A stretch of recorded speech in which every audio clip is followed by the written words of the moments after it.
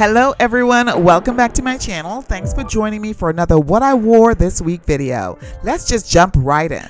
This fragrance is Dior's Jadore Parfum d'Eau. It's a fragrance that has absolutely no alcohol in it, and that's one of the reasons that I think a lot of people was drawn to this release. It's not the first fragrance to be created without alcohol by any standards, okay? But it was one of the first for Dior. Now, I really went back and forth about this fragrance, purchasing it because I wasn't sure that I really wanted it in my collection, but I don't have a lot of fragrance that has that soapy effect. As you can see from the accords and the notes, it's a white floral, it has citrus vibes, and that's probably from the neroli and a little bit maybe from the honeysuckle. But for me, I thought it was a beautiful fragrance whenever I wore it. I loved the effect that I get when I wear this. That's emotional as well as physical. Again, my backstory with this fragrance is that it was going back and forth in my head whether or not I needed to add it to my collection. But when I wore this, it reminded me why I kept going back to the counter and picking it up. So let me know if you have Jadore's Parfum d'Eau in your collection and whether you like it, you love it, or you hate it. Next up is a fragrance that received a lot of polarizing reviews. It was also released in 2022. This is Valentino Born in Roma Coral Fantasy. I find that this fragrance is a great fragrance for the summertime based on the notes and the accords and the vibes that it gives. It's not overly heavy on the skin, it's very light, and I think that's what the complaints a lot of people was giving, is that they couldn't smell certain things. They were getting the fruity vibes, they were getting the florals, they were getting the fresh, and they were getting the powdery, but what they weren't getting was the note of kiwi, which is how this fragrance was actually. I think people saw kiwi and they were like, oh my god, this is going to be great. And that's the problem, is that they were just anticipating smelling that all the way through. On my skin, I do smell the kiwi and the Brazilian orange opening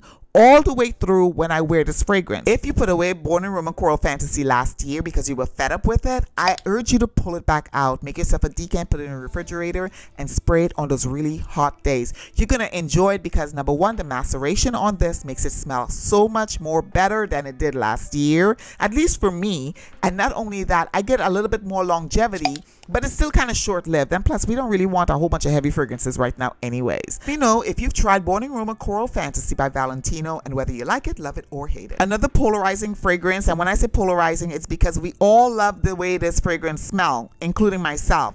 I just can't stand the performance. This is Eau de Soleil Blanc, and this is by Tom Ford. This is a beautiful fragrance. If you look at the accords, what's not to love? What is not to love about this fragrance? It is the epitome of a summer fragrance. Look at all these beautiful notes in here. It makes you feel like you're special. It makes you feel like you're rich. It makes you feel like you're on some African coast living your best life. Unfortunately, by itself, it stops short of the glory of the scent when it stops performing. It does not last on the skin. I have to spray at least 20 to 30, literally, of this fragrance on my skin. How I got Tom Ford's Eau de Soleil Blanc to perform for me is I went ahead and layered this bad boy with another Tom Ford. This is Mandarino di Amalfi Acqua.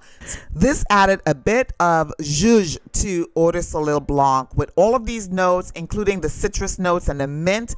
It just led something special. It was like drinking a mojito on my skin. That's how I felt, okay? I can't say anything other than that. All of these notes, the mint, the basil, the clary sage, the wildflowers, this was just a really well blended fragrance in my opinion, and it was great to layer with Eau de Soleil Blanc, which is also a really good fragrance. It just doesn't last. When I say really good, I mean in scent quality, not in performance quality, okay? If you have these two fragrances in your collection, please layer them and let me know if you like that layering combination, one, and two, if you got better performance out of Eau de Soleil Blanc. I saw the notes for this fragrance and I was like, sign me up. This is Sunsplosion by Simone Andreoli. This fragrance, this brand, as a matter of fact, I didn't know anything about this brand until Fumi Monet. She talked about Leisure in Paradise, and then I started like doing a little more deep diving. Sunsplosion is a beautiful fragrance. It has elements of fruitiness and sweetness and playfulness, and this is why I was drawn to this fragrance. I think to me, this fragrance it's much better than I promise you, to me, this is better than Leisure in Paradise. I know. Don't stone me right now. Really, just wait before you stone me. Just put that stone down. Here is why. Just hear me out. It's tropical, fruity, woody, and it has a terpenic. When I saw that, I thought turpentine, which is poison, but it's not. But anyways, it has that mango, guava, coconut water. It has all of the elements of a vacation, like you are on the beach, literally, and it smells as such.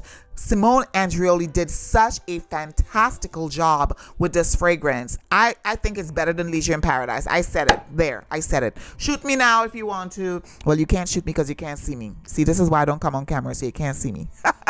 Let me know if you have Sunsplosion Aloha State of Mind by Simone Andreoli. And if you have Leisure in Paradise, let me know if Sunsplosion is not more of a vacation fragrance than anything else. I'm just saying. You with me? If you are new to the channel, my name is Pamela and I talk about all things common sense and luxury. I have a plethora of videos for you to watch. I have shorts, I have regular videos, I do live shows, you name it, I do it. Okay, so if that's your vibe, go ahead and hit that subscribe button and we'll just leave that there. Let's keep on talking about the rest of these perfumes. Another fragrance that I actually was really excited to wear was this one. This is Acqua e Zucchero. This is by Profumo Roma. I hope I'm pronouncing it right. Profumo. Yeah, you know what I mean. But anyways, this is such a beautiful fragrance. It's sugary. It has a very sweet vibe, but it's not too cloying on my skin. I really like the longevity that I get with this fragrance. I actually layer it with the same cream. I have the body cream as well, and I love the effect that I get. I always get a lot of compliments on Profumo Roma's fragrances, any one of them that I wear. But Acqua e Zucchero has a fruity, woody, sweet, citrus, powdery vibe that I find that I enjoy tremendously on my skin. I enjoy the simplicity of the notes that is in Acqua e Zucchero, but what I really enjoy is the fact that this is so exquisitely blended. You will think it has more than those notes in it. To be quite honest with you, I'm not kidding you. Acqua e Zucchero is one of my favorites in the 6 or 7 fragrances I own from this house. Now, if you've tried this fragrance, please let me know down in the comments. I would love to hear from you. Another new fragrance I wore this week, and it's well technically not new because I finished the 10 ml, so I already look. Y'all see how it's shaking up in there? I already put a dent in this bad boy. Yes, I really enjoy this fragrance. I really enjoy the fluffiness, the sweetness, the delicacy of this fragrance as well. But I pulled this out to wear this week because I wanted to layer it in full with Pistachio skincare. This is a pistachio cream. I cannot see myself reaching for pistachio body butter and not reaching for Kayali Yum Pistachio Gelato 33. That's a long name, y'all. I just can't see myself not wearing these two together. I have, but I'm just saying every time I think of one, I think of the other. Now, I layer these two together because they give me such a beautiful nutty vibe, the sweet, fluffy marshmallow. But look what I did, y'all. I pulled in another Profumo Roma fragrance. Yes, child. When I start layering, I can't stop. I just keep going. I can't stop. Well, Dolce Aqua is another favorite of mine from Profumo Roma. It has a beautiful nutty vibe. It's powdery. It's very lactonic on my skin. You do get the almond vibes in it. It also has very simple notes: coconut, tonka bean, heliotrope, and almond, and that is it. It doesn't need a lot. Exquisitely blended. Also get tons of compliment when I wear this. It does last very long on my skin, and I don't recall why I pulled this from my collection other than I felt I needed to wear these fragrances because they've been sitting there and I haven't been giving them a lot of love, and yeah, that's why. So that's Dolce Aqua, and that's by Profumo Roma. Speaking of wearing a fragrance I haven't worn in a while, this is Panah London's Tuberose Vanille. This is a gorgeous fragrance, guys. It's got beautiful accords. The notes of petitgrain, orange, and peach opens it up. Then you've got jasmine and tuberose in the middle, and it is not screechy. It is so well blended. The lily in the bottom and the benzoin gives you that nice cozy, almost creamy vibe. And you know what I did? Yes I did. I layered it. I layered it with Kayali's Yum Pistachio Gelato 33 as well as the Body Butter by Pistachio. Let me know in the comments if you think you would like this combination.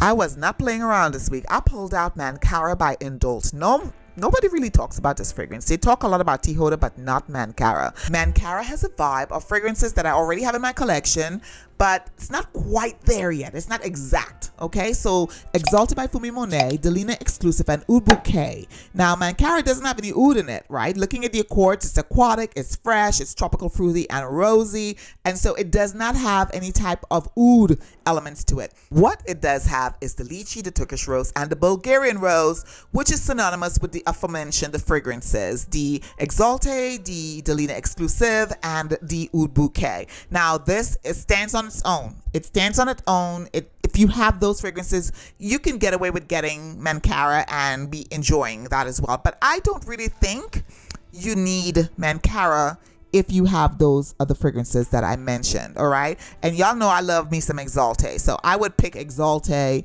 over Mankara any day. But I'll tell you what, the other thing I forgot to mention is that Mankara gave me sort of a chocolatey vibe too, which is edible, and I like that. So let me know if you have Mankara in your collection, and if you also have the others I mentioned, which is Exalted by Fumi Monet, as well as Delina Exclusive or Oud Bouquet. Reminder to those of you that are new, my name is Pamela, and I talk all things common sense and luxury, and I have a plethora. I have a ton of content on my page. Please head on over there after you watch today's video. Comment on some of the videos and let me know what you think, what I can improve on. I really like constructive feedback. I really relish constructive feedback, to be quite honest with you.